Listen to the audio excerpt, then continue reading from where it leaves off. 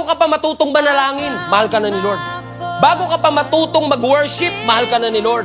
Bago ka pa matutong sumunod, mahal ka na ng Panginoon. Bago ka pa nagbago, minahal ka na ng ating Panginoon. God loved you first, and then you respond back. Ganon ang nagagawa ng pag-ibig. It will compel you to love Him back.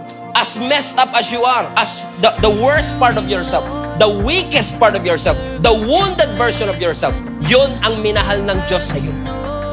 Kasi pag halimbawa, pag-ibig, mag-asawa, boyfriend, girlfriend, alam mo, mahal na mahal kita, sweetheart. Bakit? Ang perfect mo. Pag mahal mo siya dahil perfect siya, love ba yun? O admiration? You admire him because he is perfect. But that's not love. Ang tunay na pagmamahal, you love them at their worst.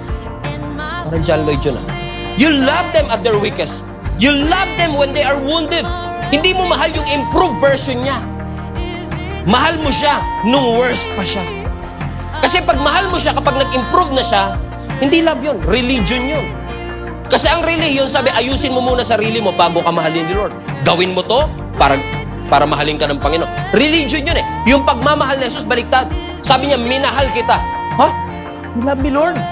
And because you experience, you have known and believed the love of God in your life, it's inevitable that you will respond and love God back. Kaya ka nag-worship, kaya ka nandito in the first place. Hindi para mahalin ka ng Panginoon, hindi para tanggapin ka ng Panginoon. And unfortunately, many Filipinos have bought into that lie. Pag nagsimba ako, mamahalin ako ng Diyos. Pag kinumpleto ko yung siyam na simbang gabi, mamahalin ako ng Panginoon. Paano ko isa lang ang simbang gabi natin dito? Sorry. We have bought to that lie. Pero ang tunay na sinasabi ng Scripture, ito ang tunay na pagmamahal. Hindi, mamahalin kita pag inayos mo ang sarili mo, kundi God met us right where we are. Kung saan man tayo nandoon, minit tayo ng Panginoon, kinatagpo tayo ng Panginoon sa ating worst days, sa ating messed up, sa ating weakness, at doon ipinexpress ng Panginoon ang kanyang pagmamahal sa atin. Kahit, Pastor, ang dumi-dumi ko pa, minahal ako ng Panginoon. Para naglilinis ka ng bahay, di ba pag naglilinis ka ng bahay, sana hindi mo na dumating yung bisita, ang bilis-bilis mo eh. Naranasan nyo na po ba yung naglilinis kayo ng bahay, biglang dumating na yung bisita na pinaglilinisan nyo sana? Mahihiya ka, di ba? Naku, sorry, ang kalat-kalat ng bahay ah. Pero si Jesus hindi ganun.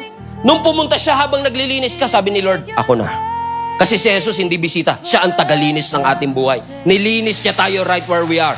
Amen? Hindi nai-intimidate ang Lord sa kasalanan mo, hindi nai-intimidate ang Lord sa chaos mo, hindi nai-intimidate ang Lord sa karumihan ng ating puso. He wants to be part of your life. He wants to enter and start a relationship with your life because He wants to clean the messed up version of ourselves and restore back what the devil has stolen to all of us, that we will all experience Him. Hindi tinakasan ng Lord ang chaos mo. He walks right into it. Right into it. And He cleaned up your mess.